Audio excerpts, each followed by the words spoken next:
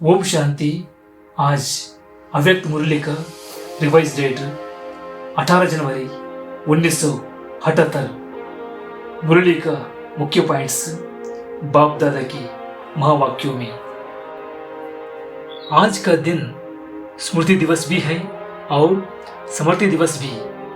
बाप दादा कहते हैं कि जैसे बच्चों ने बाप को याद किया, वैसे ही बाप ने भी बच्चों के सहयोग और शक्ति स्वरूप को याद किया। स्मृति से ही समृद्धि आती है। कुछ बच्चे याद तो करते हैं, लेकिन वियोगी बनकर। बाप दादा कहते हैं कि वियोग के बजाय मिलन मनाओ। जो योगी तो आत्मा है, उसे योग की विधि स्वतः ही मिल जाती है और वह सदा बाप की दिल तक नशील रहता है। वर्तमान समय ब्रह्मा बाप की हजारों भुजाओं का पाठ चल रहा है। आप सभी बच्चे ही ब्रह्मा की वे भुजाएं हैं जो परमात्मा के कार्य को प्रत्यक्ष कर रही है। भुजाएं बाप के बिना कुछ नहीं कर सकती और बाप भुजाओं के बिना साकार सृष्टि पर कार्य नहीं कर सकते।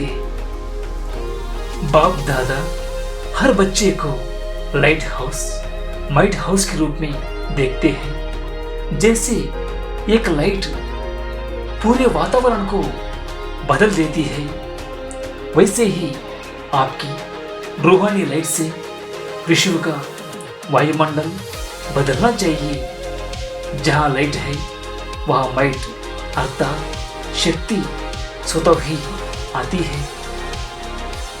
स्थूल आंखों से तो सभी देखते हैं, लेकिन अब समय है रूहानी दृष्टि से देखने का। जब आप स्वयं लाइट हाउस बनकर स्थित होंगे, तब आपकी दृष्टि मात्र से अन्य आत्माओं को शांति और पवित्रता का अनुभव होगा। ओम शांति। आज स्मृति दिवस अर्थात समृद्धि दिवस पर सब बच्चों ने अपनी अपनी लगन अनुसार भिन्न भिन्न रूप से याद किया। बाप दादा के पास चारों ओर के स्नेही, सहयोगी, शक्ति स्वरूप संपर्क वाली आत्माओं के सब रूप की याद वतन तक पहुंची। बाप दादा द्वारा हर एक बच्चे की जैसी याद वैसा रिटर्न उसी समय मिल जाता है। जिस रूप से जो याद करता है, उसी रूप से बाप दादा बच्चों के आगे प्रत्यक्ष हो ही जाता है। जो योगी तो आत्मा है, उसे योग की विधि मिल जाती है। कई बच्चे योगी तो आत्मा की बजाय वियोगी आत्माएं बन जाती है, जिस कारण मिलन की बजाय जुदाई का अनुभव करते हैं। योगी तो आत्मा सदा बाप दादा की दिल तक नशील होती। दिल कभी दूर नहीं होता।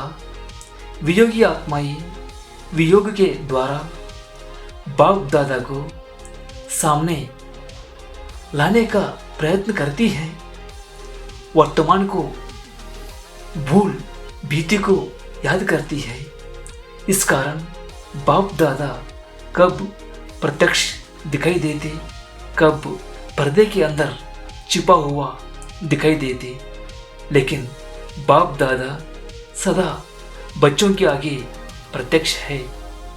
बच्चों से छिप नहीं सकता, जबकि बाप है ही बच्चों के प्रति।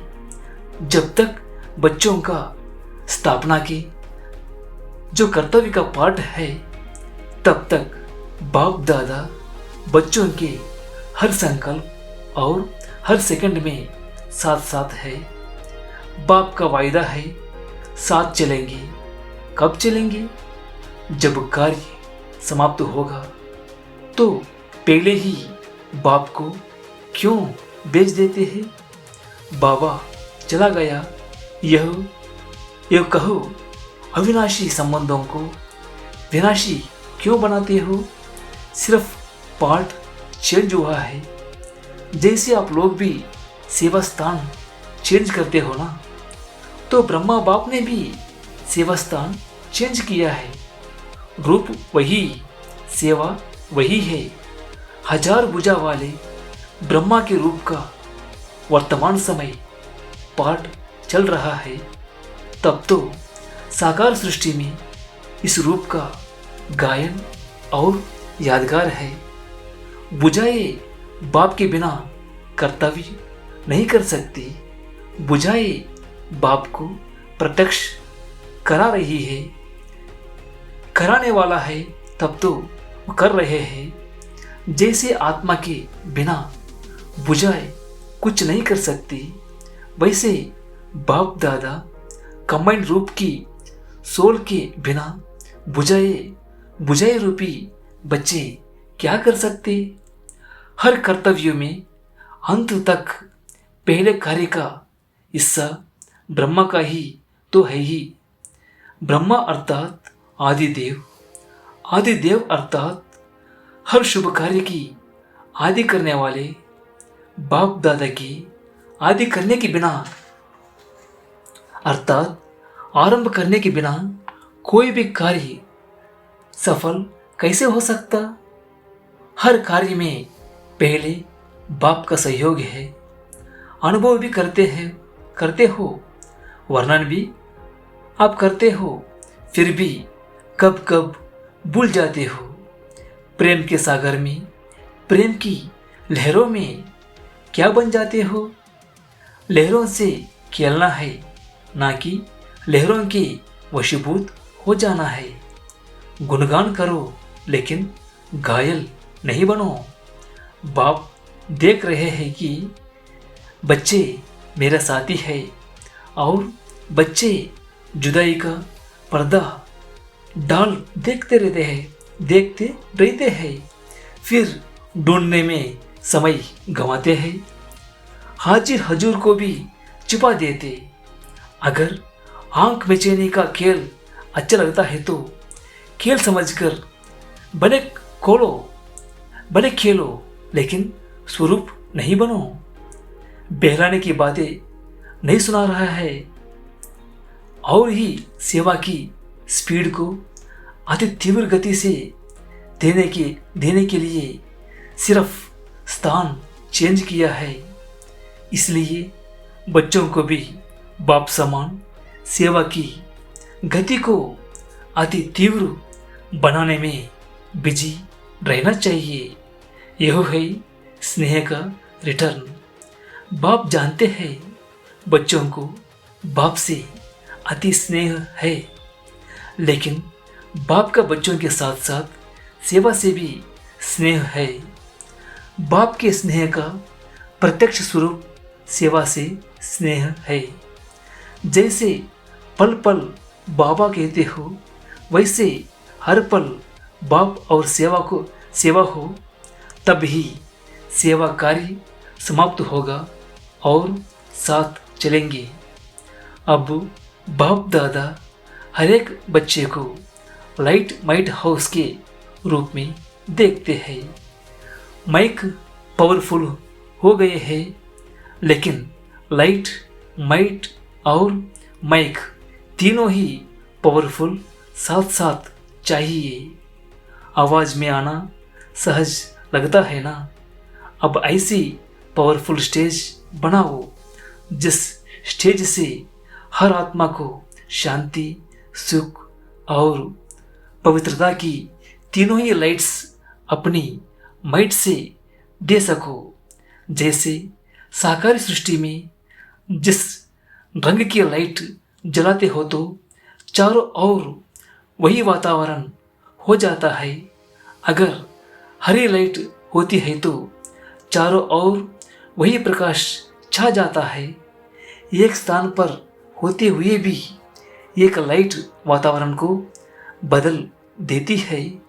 जैसे आप लोग भी जब लाल लाइट डालते हो तो ऑटोमेटिकली याद का वायुमंडल बन जाता है। ऐसे जब स्थूल लाइट वायुमंडल को चेंज कर लेती है तो आप लाइट हाउस पवित्रता की लाइट से व सुख की लाइट से वायुमंडल नहीं बना सकते हो। स्थूल लाइट आंखों से देखते, रूहानी लाइट अनुभव से जानेंगे। वर्तमान समय इस रूहानी लाइट्स द्वारा वायुमंडल चेंज करने की सेवा है। सुना अब सेवा का क्या रूप होना है। दोनों सेवा अब साथ साथ हो, माइक और माइट तब सहज सफलता मूर्त बन जाएंगे। ओम शांति।